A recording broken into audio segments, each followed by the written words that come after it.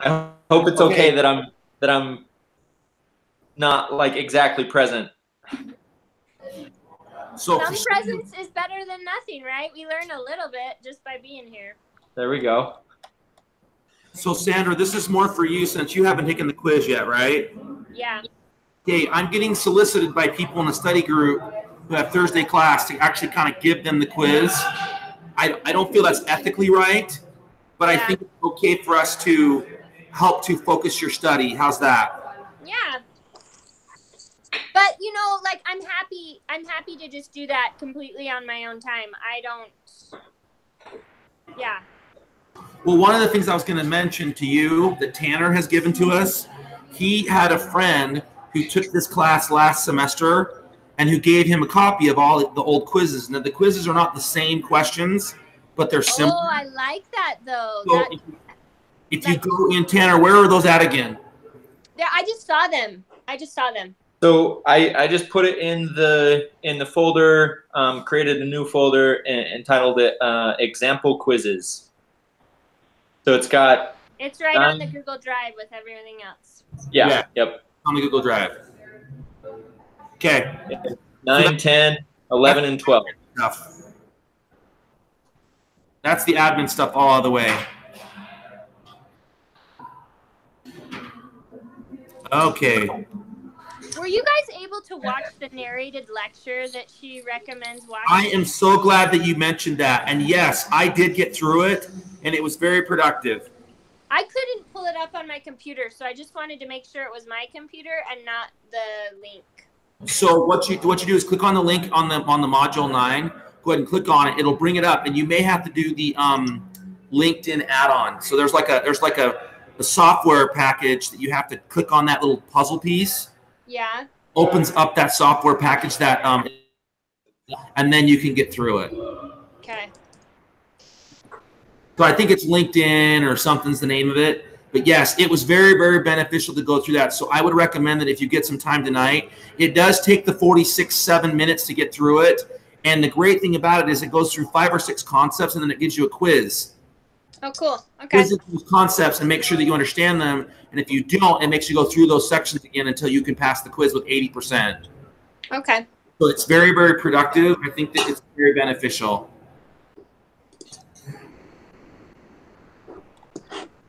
Okay, so we good? Yep.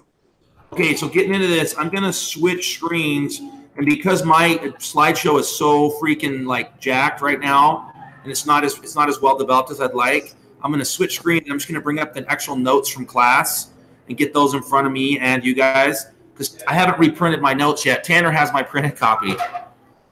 Okay. I was being nice and gave him my printed stuff. So some key things that you would want to do. So again, before we start, so let me see if I can Google this up. So what I would tell you to do as well, getting ready for tomorrow's lecture, this will be good for us, is endocrine system, hormone flow chart, hormone pathways. Let me ask you this question. Tanner, I think you know some of these, but let me ask you, Sandra, do you remember the 2 hormone pathways from the hypothalamus, how that works? Yeah, like they can either release, the hypothalamus. No, I think is that where they either release a hormone or they release a hormone that releases a hormone in the anterior pituitary? Yes. So you have your hypothalamus is the control center. Okay. Yeah, I do remember that from biology. Yeah, physiology. Physiology. So you've got your anterior pituitary pathway and you have your posterior pituitary pathway. Now, in the last section in renal system, we spent a great deal of time talking about the posterior pituitary, correct? Yes. What did the posterior pituitary do? The posterior is is it the posterior pituitary that releases from the hypothalamus, the tropic hormones go to the posterior, and then the posterior pituitary releases another hormone? So yeah, so tropic, the word tropic is not discriminated between anterior and posterior pituitary. Tropic hormones by definition mean hormones that are transmitted. They act upon an intermediate structure that then releases another hormone. Okay. So that's what that can happen throughout the whole body? Or that can happen anywhere. Now, the majority of the time that happens is in the endocrine system, right? But that can happen in other places too. Okay. But you're on the target. So the difference between the anterior pituitary pathway and the posterior pituitary pathway is that the anterior pituitary pathway is definitely tropic. The hypothalamus releases hormones that are considered exocrine. They travel from the hypothalamus to the anterior pituitary, and then from there, those tropic hormones are converted to something else that then move out into the body and act upon different organ systems from there. The posterior pituitary is different because the posterior pituitary, it is nervous tissue. It's a neural transmitter moving down a neural synapse that goes from the hypothalamus down a neural pathway, then to the posterior pituitary, where it's then told to release another hormone. Okay, so that makes sense. They're not considered tropic at that point because it's a neural transmitter firing as opposed to a hormone being released into the system that's then taken up and converted to something else. Okay, I got it. Okay, so that's just a quick review. So your posterior pituitary specifically does ADH, which ADH acts on what? The kidneys. To do what? And either you or Tanner can answer this. What does the ADH do with the kidneys? It tells it to retain sodium so that it increases blood pressure. And how does it increase the blood pressure? Because water follows salt. So if there's more sodium in the bloodstream, then the more water will come in. Perfect. Excellent. That's perfect. The other thing that the posterior pituitary does is it helps with birthing for women. Okay. I can't remember the name of the hormone right now, but it secretes a hormone that goes to the uterus that helps with uterine contractions. Okay. So that's what's going on with that. Okay. So on the anterior side, we're seeing, what is the anterior side? I mean, as you think about the anterior pituitary and the hormones it releases, can you tell me what's going on with that? So with the anterior pituitary, you said the posterior was ADH? ADH is the primary one, right? Okay. Because I'm looking at this list on page 3, and we have like the thyroid stimulating hormone and the adrenocorticotropic hormone, but are those, I don't know which ones are posterior and anterior. Okay, so ADH is posterior, right? Yeah. Okay, hold on. Is there one that talks about reproductive hormones? Yes. Like reproductive hormones? It's the oxytocin, the follicle stimulating hormone. Yeah. Oxytocin, I think that's it. Oxytocin is the one associated with the posterior pituitary, and then follicle stimulating hormone and luteinizing hormone, or LH and FSH, those are definitely associated with the anterior pituitary. So do we need to know all the anterior and posterior? We don't, okay? We don't, but the only reason I'm spending time with that is because if you don't know some of this, it makes it harder to understand the disease processes and why they're happening. Okay. That makes sense. It's the only reason I'm spending time doing this. It's like understanding acid base and osmolarity and stuff. If you don't understand the basics of chemistry and the biology behind those systems to start with, then you're just memorizing garbage. You're just memorizing just crap because it's just bulk stuff because you don't have base knowledge to understand how they work, okay? Yeah. We're spending a little bit of time right now talking about this, and then I can actually get into the actual disease processes. So look at the top of page 3 in your notes. It talks about some functions that these systems do. And if you look at them, so what are the functions that the hypothalamus kind of maintains? So we've got temperature, we've got sleep cycles, emotions. Does it do like blood? Yeah, blood. Yeah, blood osmolarity, nutrients, and hormones. Yep. Pain and inflammatory mediators. Those are the ones I forgot. There you go. You got it. So the only reason that we hit on those is like, so for pain, corticosteroids that we're going to talk about later, they're really big pain hormones. They help us, they're fight or flight hormones, and they help us overcome pain, right? Our circadian rhythms are controlled by our pineal gland, the back of our thalamus structures, and it secretes these cycles. We're going to talk about that so much only when they're disrupted. Does that make sense? Yeah. So we're going to talk about these only when they're disrupted. Okay, so coming back up to page 1, there are 2 types of hormones that are secreted by the body. Okay, there's 2 types of hormone transport. You know the difference. The nervous system and the endocrine system. Okay, those are the base systems, right? So how does the endocrine system speak to the body, and how does the nervous system speak to the body? So the nervous is doing electrical, sending messages via the neurotransmitters and neurons, and then the endocrine is using hormones in the blood. So in this, well, not always in the blood. Sometimes just right into the tissue, and sometimes it goes into the blood first. There you go. So endocrine, hormones. Exocrine. The word you're looking for is endocrine and exocrine. Yeah. Okay, that's the difference. So nervous tissue. So when you hear nervous tissue, when you hear nervous impulses, do you think fast or slow? It's fast acting and fast disappearing. So yeah, it's fast response, short action.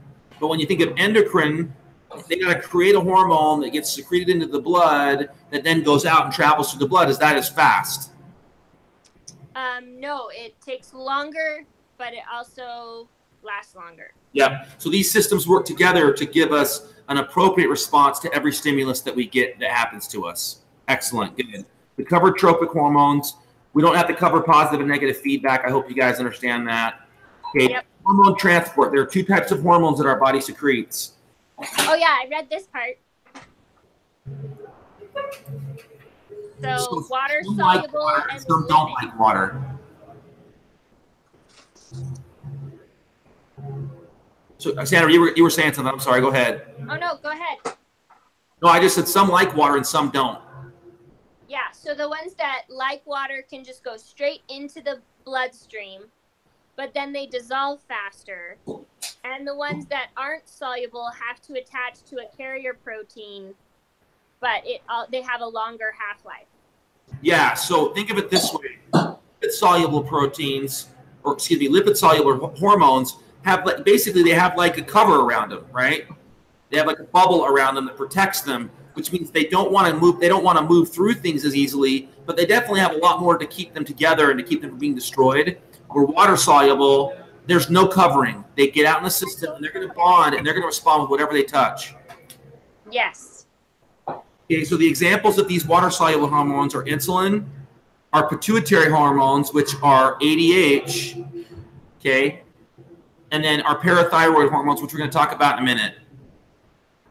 Okay, lipid-soluble protein or soluble hormones have that shell that bound around them. It increases their life cycle, makes them last longer. And then most of them are considered steroids. We call them steroidal hormones. Okay. Think about those. Okay. Okay, moving down, exocrine versus endocrine. Do you know what the difference between exocrine and exocrine? Exocrine versus endocrine. The exocrine comes out of a gland, like salivary or skin or in your stomach lining. Where else? So this is the way easy to remember these. Exocrine glands secrete hormones that act locally. They're going to stay local. Endocrine glands are going to secrete glands that act far away, not local. Okay. So that's the only way. So like you go over and you deliver a thank you card to your neighbor next door yourself, right? It's just next door. You walk over there and just give it to them. Endocrine, you put something in the mail, and the mail or the blood takes it to the person in Florida and delivers it for you. Okay, that makes sense. Yeah, that's just the easiest way to remember it. Okay, then diagnostic methods. Okay, so there's 3 kinds of diagnostic methods. So the first one is called direct testing. What do you think direct testing means? You're testing the levels in the blood directly, like the actual levels of the hormone you're interested in testing. So here's the example that they use in the notes that I really like is insulin to glucose. Okay, direct testing. If I want to test glucose in the blood and I do direct testing, what am I testing for in the blood? Wait, say your question again.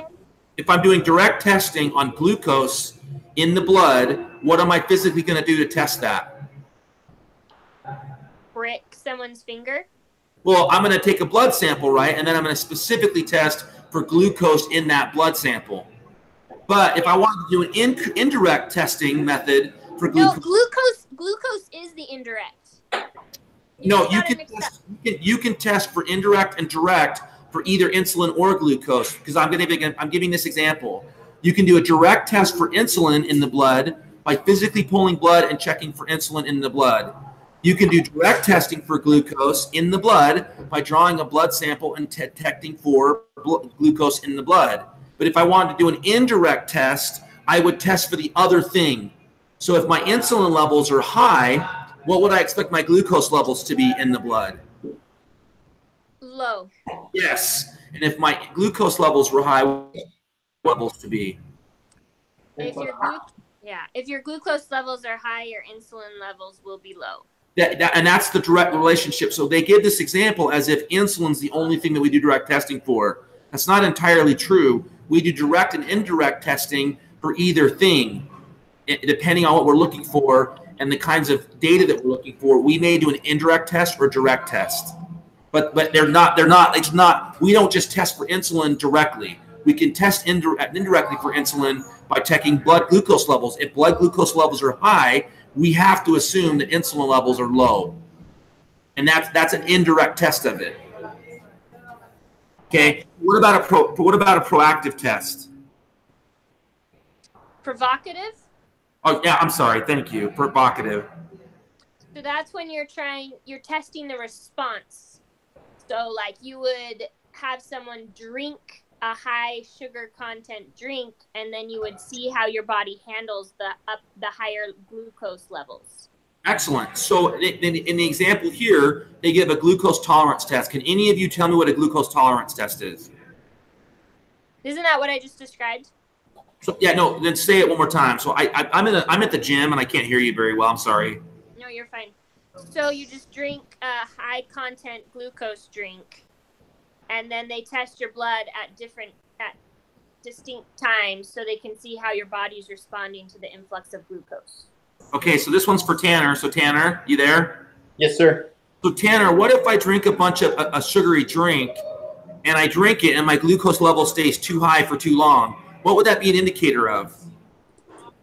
You don't have enough insulin. Yeah, and what's the disease that we get when that happens? What's the name of that disease? That one's the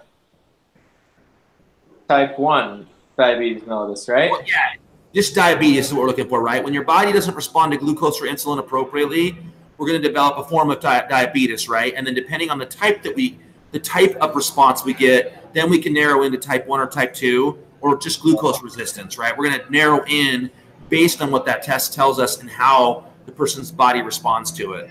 Okay. Does that make sense? So again, sometimes I think we want to memorize these generalities. I think that's one of the big things that anatomy and physiology, those past classes have taught us, that I've really kind of tapped onto in pathophysiology. Your teacher taught you base pathways for hormones and physiology, and you memorized the table that showed this stuff, but they didn't, and they kind of told us how they worked, but we really didn't understand. We didn't have to understand how they worked really well. We just had to memorize a table. Right. Now, in this class, they're expecting us to understand both sides of it and the disease process and what testing and what disease it is.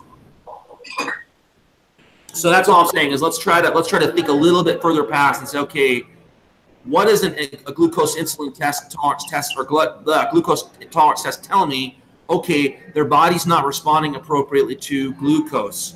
Why? Right. Then we go back and do a direct test for glucose and insulin, look at those levels, and then we could say, hey, they have their body's not producing insulin. That's type 1 diabetes. Hey, there's insulin being produced. We've got really high levels of glucose and insulin present in the body. that means that the tissue cells, muscles, and other organs that need that glucose aren't taking it up. So that would be type 2 diabetes. Right. Okay. Both of those products would be elevated in type 2. Their body's producing insulin. It's just the insulin and the glucose aren't entering the cells that need that glucose. Okay, did I beat that to death? It worked well. I like it. Okay, I just wanted to make sure because she spent quite a bit of time talking about that in class the other day. But again, I looked around the room right then. It didn't look like a lot of people really grasping that. Right. And I just want to make sure for you, Sandra, and for review for me and Tanner, we really have a strong understanding of that. I was so distracted yesterday during class, man. I was fuming at Tana. Oh, why? Well, it's been resolved now, but she said that one of my responses that I gave was dumb.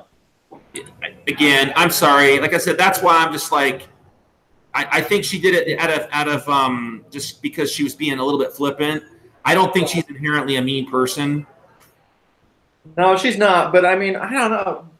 It was definitely a slip up. I mean, but she's trying to foster an environment that people feel like they can answer questions. That's like a huge no for any teacher, right? Like that's like almost #1 rule of teaching. No, yeah. And I'm not defending either way of the behavior. I've been a teacher, and so I know that sometimes you get in your zone and you start going.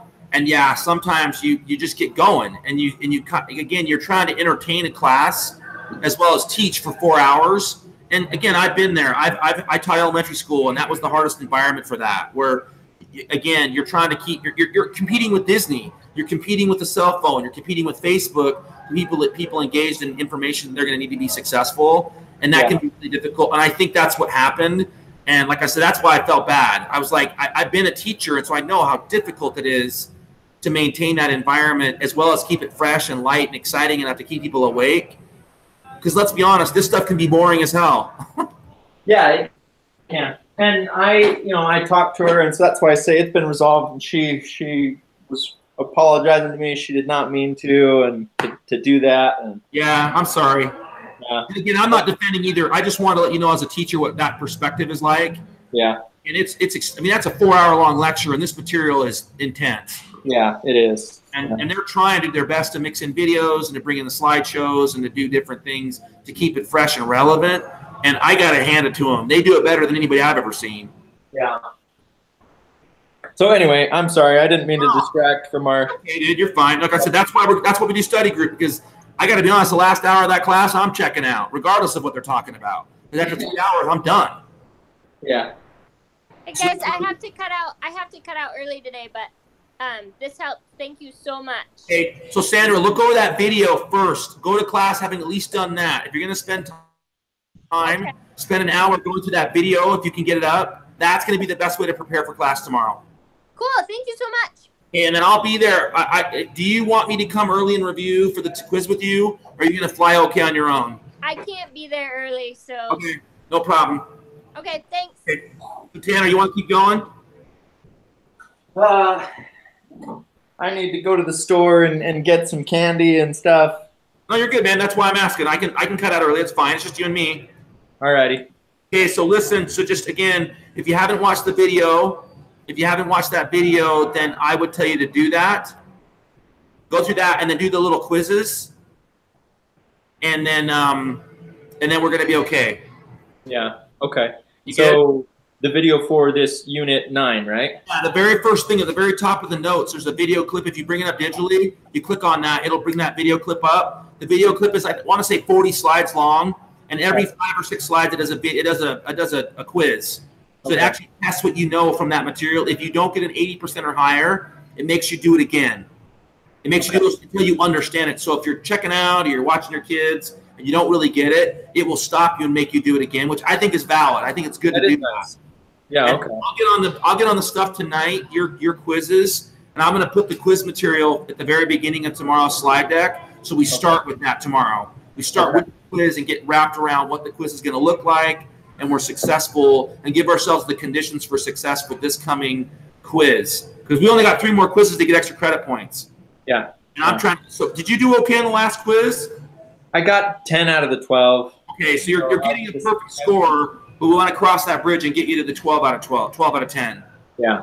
Yeah. Okay. I've got to get 12 out of 10 on all the remaining quizzes. Okay, well, no, it's doable, man. You're getting 10. Yeah. You're getting 10. You can do it. And then, like I said, I'm going to start working through questions and then breaking them down. So forcing us to say, here's the question. Here's what this is asking. Is this discriminating true, false? Is this looking for yes, no? Is it looking for the most severe thing first? And we'll start to do that. I'm going to put review questions in and break them down so that we get in the habit of slowing down and doing that. Okay. So that you don't get wrapped up and I got to get done quick. You'd rather end slow and get as many points as you can than just get test fatigue and be like, screw it, I'm done. Yeah. Right. And that just takes time to force your mind. Even I have that problem. Right. Okay, go get your candy, take care of your kids, cook dinner. Okay. I'm gonna try and be done with trick or treating so that I can be on tonight. Are you doing it tonight? I've got a couple of people that wanted to do 9:30, so I'm just gonna do it. Okay, I don't cool. I'm gonna be trying to be done with trick or treating by then so that I can be on. And then tomorrow I work from 3 p.m. to 11:30. Okay. So you can get on. You can get on. If you can't, you can't. Okay, I'm gonna try and take a break at 9 p.m. and then I'll at least have a half an hour of it. No problem. Like I said, again, worst case scenario, you can just get on the Google Docs and bring up the slide deck and go through it yourself. Okay. I'll still try to give you those tools, and then the stuff that I have, I'll record like I'm doing now, and you can bring it up, and you'll be able to go through with the group if you want to do it that way too. Okay. Awesome, man. Because you're one of my followers now. I mean, That's right. You're one of my groupies now. I mean, for God's sake, you're one of my followers, so I gotta take care of you. I'm in your posse. Yeah, I got peeps now. That's right. Okay, cool. We'll go to your family, and I knew as soon as I knew what day it was, I was like, this is gonna be a rough night. Yeah. Okay. But it is what it is. It looks like Addie's on. Yeah, she's watching a patient. She can listen. Oh, she can't really talk. She's in a room with the patient, which is totally cool. Oh, okay, cool. But we'll all say hello. Hello, Addison. Hello, Addison. Okay. Hey, Addison, we're going to sign off and come back on at 9:30, okay? You can be on. You can be on. If you can't, you can't. Okay, cool. Hey, take care of your family. Have a good Halloween. If I see you again at 9:30, great. If I don't, I'll see you guys tomorrow. You guys too. Alrighty. Happy Halloween. Okay, bye.